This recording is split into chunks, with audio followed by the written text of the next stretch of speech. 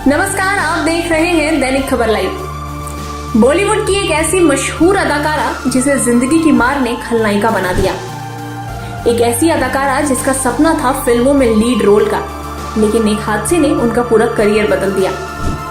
आपको बता दें कि आज हम जिनकी बात करने वाले हैं, उनकी जिंदगी तो चैलेंजेस से भरी रही, लेकिन उनकी मौत भी उतनी ही दर्दनाक थी। रामानंद सागर की रामायण तो सबने देखी ही होगी। क्या आपको उनके रामायण की मंथरा याद है? जी हाँ, आज हम बात करने वाले हैं रामायण में मंथरा का किरदार निभाने वाली एक्ट्रेस ललिता पवार की। ललिता पवार अपने जमाने की बेहद खूबसूरत अभिनेत्रियों में से एक थी।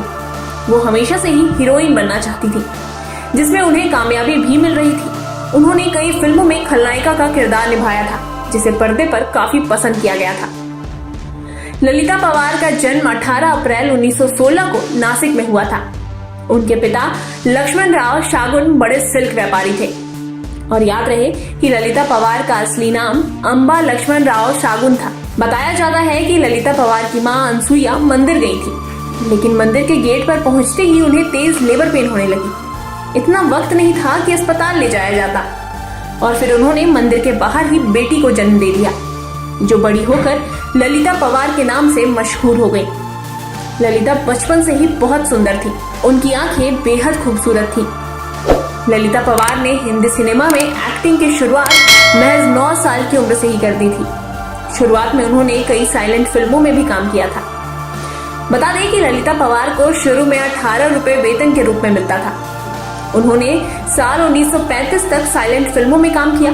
इसके बाद उन्होंने खुद को साइलेंट फिल्मों से बाहर निकाला और हिम्मत मर्द फिल्म में काम किया, जिसमें ये पहली बार बोलती नजर आई थी।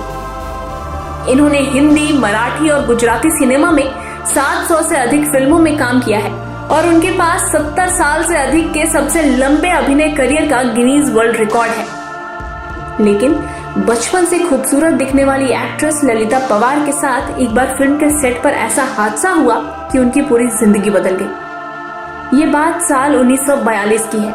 फिल्म जंगे आजादी के एक सीन में ललिता पवार को एक थप्पड़ खाना था। दरअसल सीन में भगवान दादा को ललिता पवार को मारना था, लेकिन भगवान दादा ने ये थप्पड़ उन्हें इतनी तेज मारा कि उनके कान से खून निकलने लगा और उनकी आंख के पास की एक नस फट गई। फिर उन्हें अस्पताल ले जाया गया, लेकिन वहां उन्हें गलत ट्रीटमेंट मिला, जिसके बाद ललिता पवार की एक तरफ की बॉडी पैरालाइज हो गई।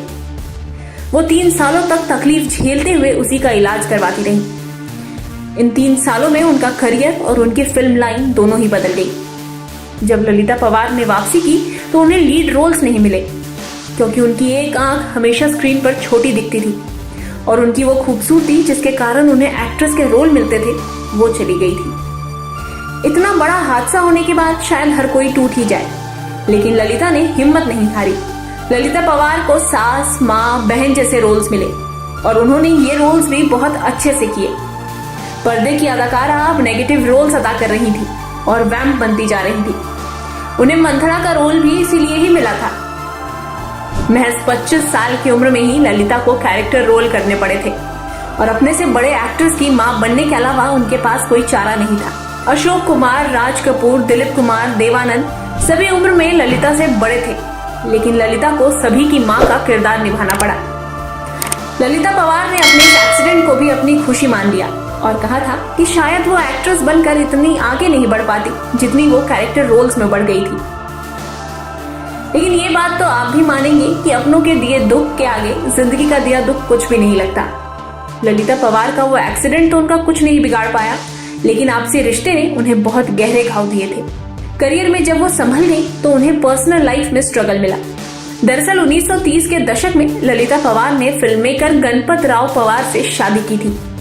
यही वो दौर था जब ललिता कुछ समय तक बहुत खुश थी, लेकिन उसके बाद ललिता को पता चला कि उनके पति का एक्स्ट्रा मैरिटल अफेयर चल रहा है। इतना ही नहीं, ललिता को शौक तो तब लगा जब उन्हें पता चला कि उनकी छोटी बहन के साथ ही उनके पति का अफेयर चल रहा है। इसके बाद ललिता ने ये शादी तोड़ दी। ललिता ने इसके बाद फिल्म मेकर राजकुमार गुप्ता से शादी की। दूसरी शादी के बाद कुछ समय सब कुछ ठीक चला और ललिता पवार ने कई रोल्स भी निभाए, लेकिन ललिता की जिंदगी में दिक्कतों का साथ चोली दामन सा रहा।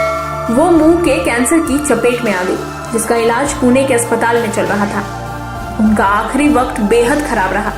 दरअसल ललिता ने जब अंतिम सांस ली तब वो अपने बंगले में अकेली थी और उनके पति अस्पताल में भर्ती थे।